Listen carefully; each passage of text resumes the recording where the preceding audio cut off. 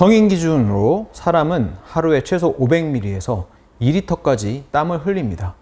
하지만 운동할 때도 더울 때도 땀이 잘 안 난다는 분들이 계신데요.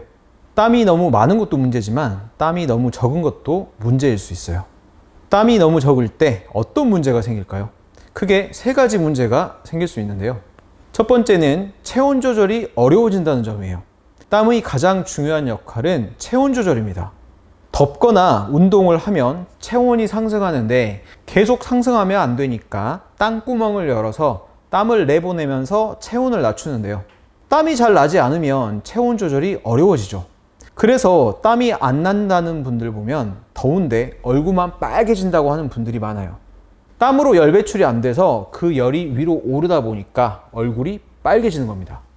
이런 분들은 운동을 해도 땀이 안 나서 체온이 상승하다 보니까 운동을 조금만 해도 금방 지치고 어지럽고 근육 경련이 오고 해서 오래 하기도 어렵습니다.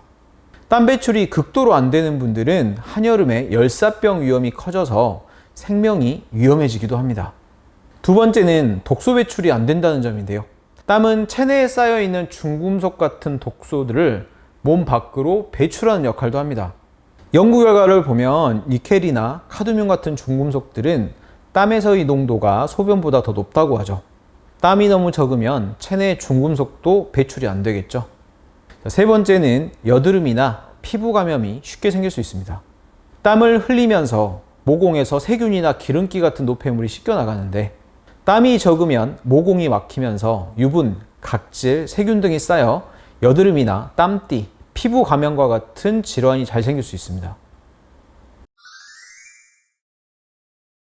땀이 아예 나지 않는 것을 무한증이라고 하고 땀이 줄어들거나 적게 나는 것을 발한감소증이라고 하는데요. 의학적으로 명확한 원인을 알 수 있는 것들도 있습니다. 선천적으로 땀이 나지 않는 유전질환이 있고요. 갑상선 기능 저하증 환자나 몸이 너무 쇠약한 노인분들 역시 땀이 안 납니다. 건선이나 아토피 같은 피부 질환은 땀구멍이 막혀서 해당 부위는 땀이 나오지 않을 수 있습니다. 또 화상 같은 피부 손상도 원인일 수 있고요. 외상으로 인한 신경 손상이나 말초신경 장애 역시 무한증을 유발할 수 있습니다. 우울증 약 복용 혹은 비염이나 알러지에 처방받는 항히스타민제의 장기 복용도 발한감소증을 유발할 수 있어요. 하지만 땀이 적은 분들 중에 뚜렷한 원인이 없는 분들이 훨씬 많습니다. 의학적으로 원인을 알 수 없는 발한감소증이 생기는 분들은 이유가 뭘까요?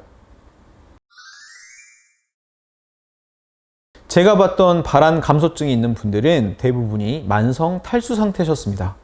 만성 탈수 상태가 뭔지 생소하실 수 있는데요. 쉽게 비유하자면 만성적인 수분 부족으로 내 몸에 가뭄이 들어있는 상태라고 생각하시면 쉽습니다. 몸에 물이 부족하다 보니까 몸 안의 수분을 최대한 보존하려면 땀도 아껴야겠죠. 그래서 땀이 적어지는 거예요. 만성 탈수가 있는 분들은 세포 차원에서도 세포 안에 차 있는 세포 내액과 피 속의 혈장 같은 세포 외액 모두가 감소한 상태죠. 만성 탈수 상태가 가장 잘 드러나는 곳은 상피세포입니다. 상피세포는 우리 몸의 외부, 즉 피부나 구강, 점막 등을 구성하고 있는 세포들인데요. 탈수로 세포액이 부족해지면 상피세포들도 위축되고 쪼그라들어서 건조해지게 되겠죠. 그래서 피부나 모발, 손톱 등이 건조하고 칙칙해지죠. 눈의 각막도 건조해져서 눈이 늘 뻑뻑하고 피곤해지고요. 대장 점막도 건조해지면 변비가 생기기 쉽고 여성들은 질 점막도 건조해져서 성교통도 생기기 쉽겠죠. 만성 탈수가 있는 분들은 전해질 공급과 호르몬 생성도 잘 안 되기 때문에 불면증이 잘 생기고 감정 기복, 불안감, 심계 항진 등의 정신적인 문제도 잘 생길 수 있습니다. 또 온도 조절이 잘 안 되기 때문에 잘 때 추워서 이불 덮으면 금방 더워지고 이불 걷으면 또 금방 추워지곤 합니다. 제 환자분들 보면 갱년기 여성분들이 만성 탈수를 가장 많이 겪는 듯 합니다. 한의학에서는 만성 탈수 상태를 음혈어증이라고 표현하는데요. 음과 혈이 부족한 상태란 뜻입니다. 여기서 음이라는 것은 세포 내액을 뜻하고 혈이라는 것은 혈장이나 림프액 등의 세포 외액을 뜻하죠. 만성 탈수 있는 분들은 진맥을 해보면 맥이 정상보다 훨씬 가늘게 나오는 경우가 많습니다. 이렇게 가늘게 나오는 맥을 세맥이라고 하고요. 혈관 속의 혈액량이 줄어들기 때문에 이렇게 가늘게 나옵니다. 사실 만성 탈수 상태를 한의학에서는 정확히 인식하고 있기 때문에 한의학에서 치료를 잘합니다. 음과 혈이 부족한 상태이기 때문에 음을 보충해주는 숙지황, 산약, 산수유 같은 약재를 처방하고 혈을 보충해주기 위해 당귀, 작약, 구기자 같은 약재를 처방합니다. 만성 탈수 상태, 즉 음혈어 진단을 제대로 해서 한약을 복용하면 환자분들이 보이는 가장 흔한 반응 중 하나가 땀이 늘었다고 하시는 거예요. 예전에는 운동해도 땀이 안 났는데 이제 한약을 먹고 나선 땀이 잘 나서 좋아요 라고 하시는 분들이 꽤 많습니다. 이분들 다시 진맥을 해보면 이 가늘어져 있던 세맥이 정상 두께로 회복되어 있는 경우가 많았어요. 만성 탈수가 있다면 그럼 물을 많이 마시면 되겠네 하시는 분들이 많으실 겁니다. 하지만 물만 많이 마신다고 만성 탈수가 해결되진 않습니다. 마신 물이 세포 안으로 잘 들어가야 하는데 그게 안 되는 게 만성 탈수 상태이기 때문이죠.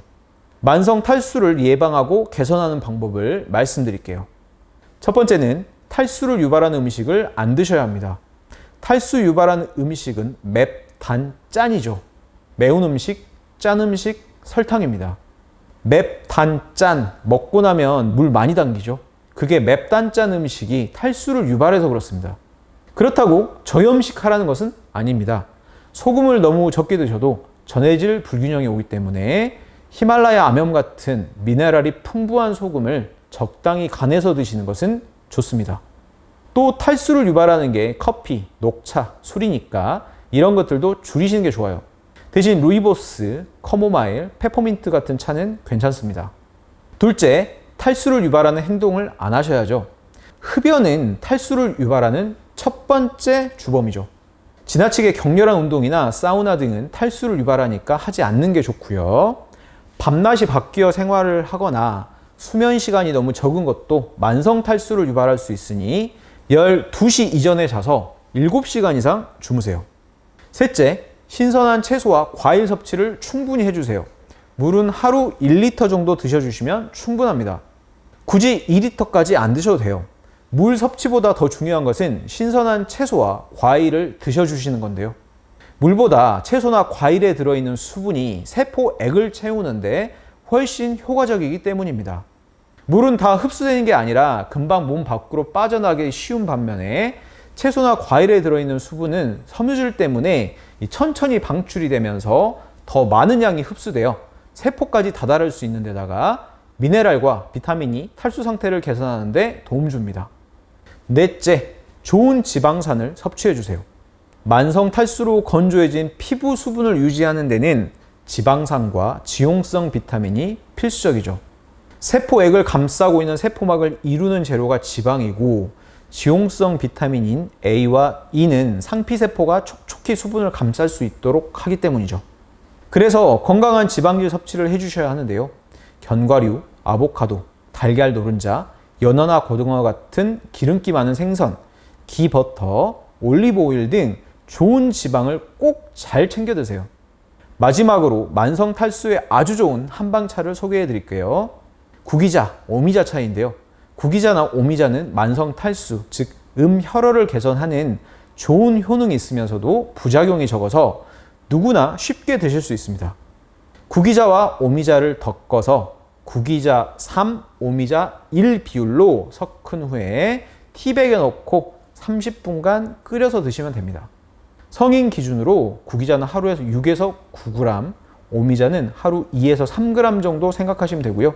물량은 취향껏 적절히 조절해 주시면 됩니다. 오랫동안 드시면 눈도 맑아지고 피부도 부드러워질 겁니다. 끝까지 시청해 주셔서 감사합니다. 저는 20년 넘게 여성질환을 진료 중인 김우성 한의사였습니다.